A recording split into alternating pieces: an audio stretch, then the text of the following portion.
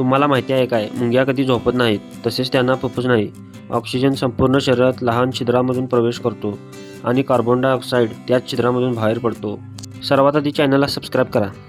Number 2. Titanic जहाजामध्ये एका दिवसात 600 ton कोळसा जाळला जात होता आणि 176 लोक आपल्या हाताने हा कोळसा भट्टीमध्ये टाकत होते.